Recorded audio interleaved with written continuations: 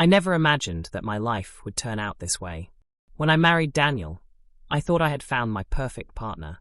But if I had known the truth about him, I would have never said yes.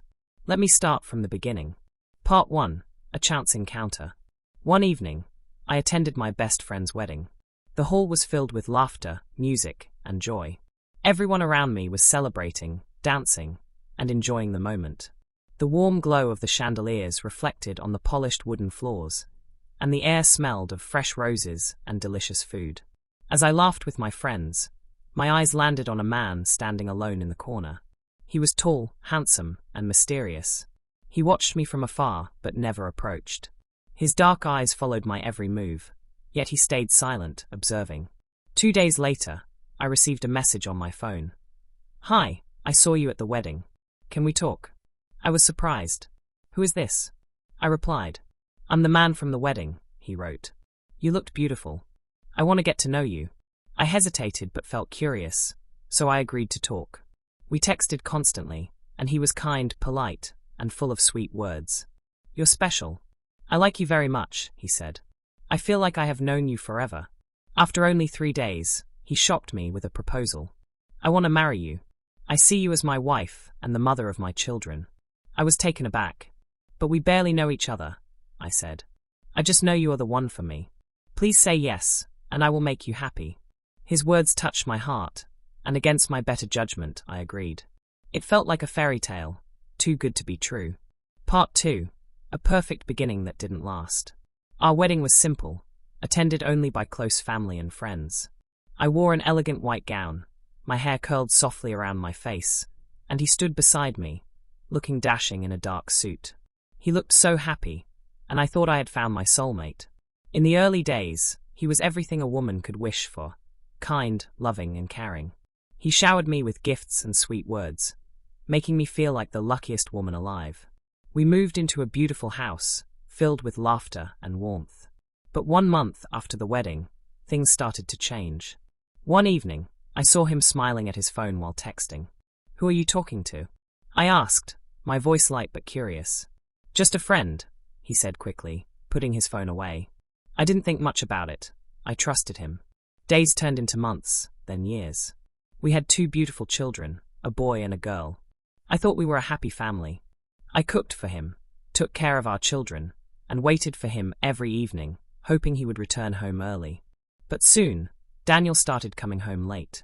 "Work is busy," he would say, brushing a kiss on my forehead before heading to the bedroom, exhausted. He stopped spending time with me. He never let me touch his phone. Something felt wrong, but I ignored my instincts, hoping things would change. Part 3. The shocking discovery. One night, he left his phone on the table and went to another room. A strange feeling took over me, and I picked it up. My hands trembled as I unlocked it and scrolled through his messages. There they were, messages from another woman. They were romantic, full of sweet words I had never heard from him.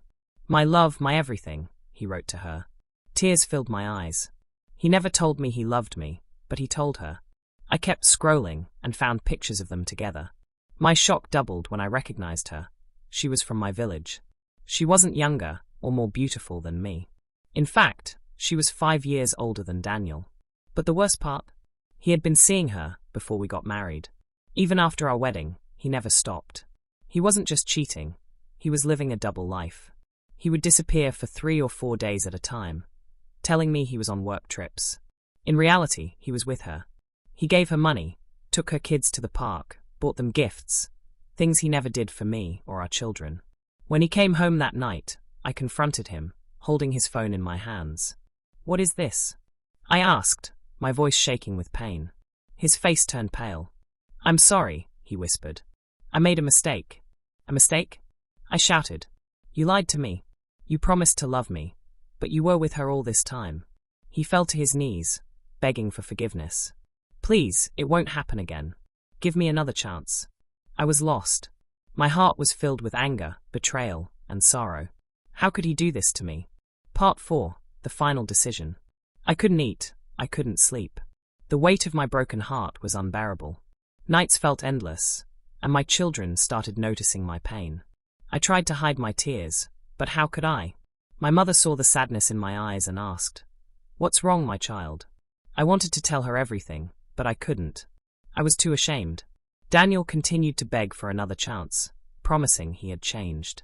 For the sake of my children, I agreed to stay. But my heart had already turned to stone. 2 months later, I caught him again. This time, there were no words left. I watched him from a distance, laughing in his car with her.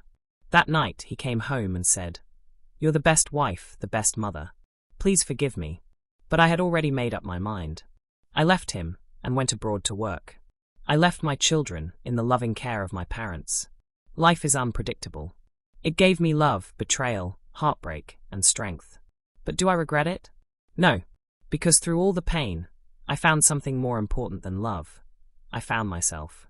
And I will never let anyone take that away from me again.